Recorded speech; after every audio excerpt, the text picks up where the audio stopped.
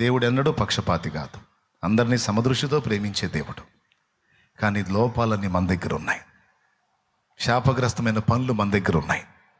బుద్ధిహీనతలు మన దగ్గర ఉన్నాయి. ఒక పూట కూటి కొరకు ప్రలోభించేటువంటి నీచ ప్రవృత్తి మన దగ్గర ఉంది. దేవునికి భయపడక, దేవుని భయం లేకుండా విచ్చలవిడిగా జీవించే నీచత్వం మన దగ్గర ఉంది.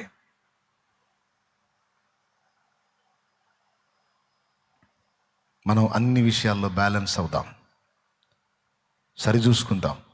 దేవుని ఎదుట అన్ని విషయంలో క్రమంగా నడుచుకుందాం. దేవుడు ఎందుకు దీవించడు? ఆయనకి నువ్వంటే ఉన్న కక్ష, నీ మీద ఏమన్నా పగబట్టాడా?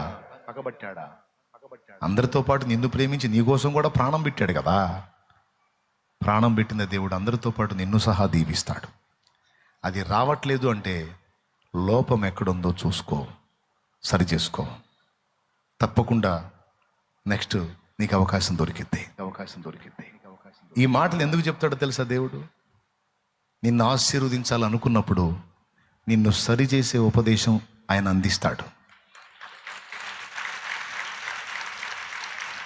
నిన్ను దీవించాలనుకున్నప్పుడు నిన్ను చక్కదిద్దే సందేశం ఆయన నీకు ఇస్తాడు. గనక చెవులు గలవారంతా కూడా ఆత్మస్వరాన్ని విని మారు మనసు పొంది రక్షణ పొంది అడుగులు జారుతున్న వాళ్ళు సరిచూసుకోండి, ప్రవర్తనను చక్కదిద్దుకోండి. కృప మనందరికీ తోడై ఉండును గాక. పైకి లేచి నిలబడి